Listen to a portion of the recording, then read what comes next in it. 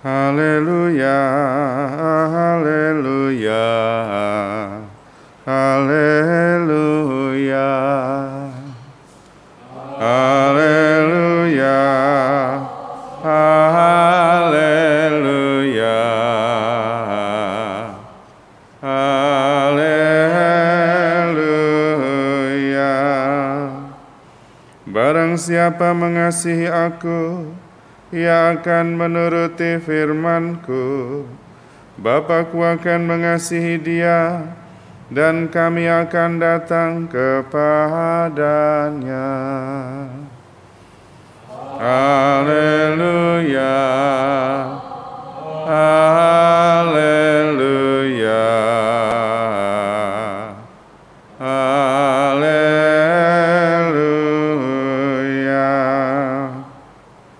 Tuhan sertamu dan sertamu juga. Inilah Injil Yesus Kristus menurut Lukas.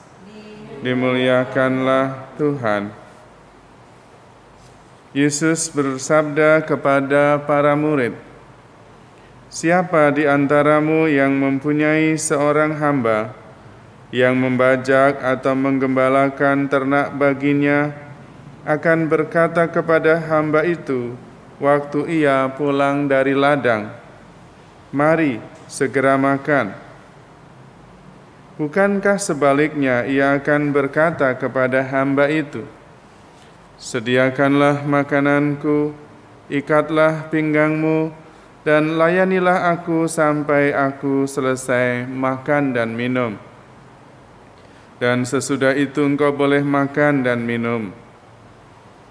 Adakah ia berterima kasih kepada hamba itu karena ia telah melakukan apa yang ditugaskan kepadanya?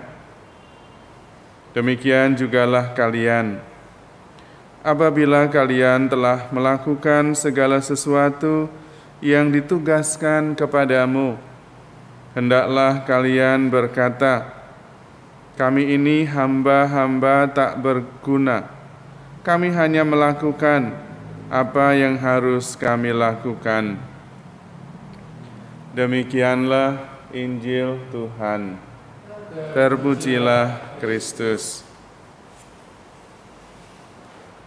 Saudara-saudari terkasih, Yesus hari ini sangat jelas mengajar kita bagaimana kita harus bersikap. Dimulai dengan ayat 10, "Demikian jugalah kalian. Apabila kalian telah melakukan segala sesuatu yang ditugaskan kepadamu, hendaklah kalian berkata, 'Kami ini hamba-hamba tak berguna. Kami hanya melakukan apa yang harus kami lakukan.'" Saudara-saudari terkasih, itu adalah tugas kita semua, mempunyai semangat seorang hamba. Ketika melakukan sesuatu, bukan kemudian menagih upahnya. Itu bukan murid Kristus. Itu para pedagang-pedagang berbuat baik supaya mendapat kebaikan. Itu bukan ajaran Tuhan, itu ajaran manusia biasa, ajaran masyarakat biasa, jual beli biasa. Tetapi ajaran Tuhan jelas, demikian jugalah kalian harus menjadi hamba yang tidak berguna, yang tugasnya melaksanakan tugas yang diberikan, dan sesudah itu bersyukur bahwa bisa melaksanakan tugas itu. Bukan sedikit-sedikit mengharapkan balas jasa, sedikit-sedikit mendapatkan pengakuan, sedikit-sedikit mengharapkan penghormatan. Begitu tidak diakui, tersinggung. Begitu tidak dihargai, tidak mau lagi. Sama sekali bukan murid Kristus. Atau murid Kristus, tetapi tidak mengikuti ajarannya.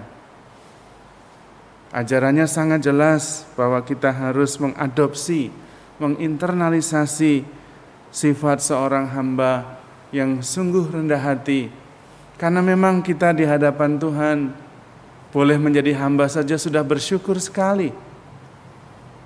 Karena kita sungguh-sungguh dikasihi oleh Tuhan, meskipun sebetulnya kita ini kenyataannya tidak berharga. Di dalam Mazmur dikatakan, Mazmur 51, bahwa hidup kita begitu cepat berlalu, seperti bayang-bayang. Pagi hari tumbuh mekar, sore hari sudah layu. Tetapi kita tetap diingat oleh Tuhan karena kasih-Nya. Maka kita harus bersyukur, dan rasa syukur itu melandasi hidup kita sebagai hamba yang rendah hati, yang taat, setia, dan tekun melaksanakan perintah dengan rasa syukur. Dengan cara itu hidup kita sungguh berkenan kepada Allah, tetapi juga berkenan kepada manusia. Orang yang rendah hati tidak mudah tersinggung, justru dihormati di mana-mana. Rasul Paulus sendiri kepada Titus mengatakan, hendaklah engkau sendiri menjadi teladan. Yang dimaksudkan adalah keteladanan sebagai seorang hamba yang berkualitas, yaitu kualitas rendah hati, kualitas tekun, taat, dan setia. Dan sekarang ini mencari orang yang bisa menjadi teladan dalam hal kerendahan hati, ketekunan, dan kesederhanaan tidak mudah. Kita harus belajar dari Tuhan yang meskipun Allah mau menjadi manusia, dan ketika menjadi manusia mau menjadi hamba, bahkan menjadi korban bagi kita semua. Kalau mengandalkan kekuatan kita sendiri, kita tidak bisa. Tetapi kalau meneladani Kristus, mengandalkan kekuatan Tuhan, pasti kita bisa. Santo Leo Agung adalah seorang paus, tetapi persis seorang paus adalah servum servorum Dei, hamba dari para hamba Allah. Dia bukan hanya hamba, tetapi hamba dari para hamba. Dan karena itu kita belajar supaya kita bisa juga hidup berkenan sebagai hamba Allah di hadapan Tuhan. Amin.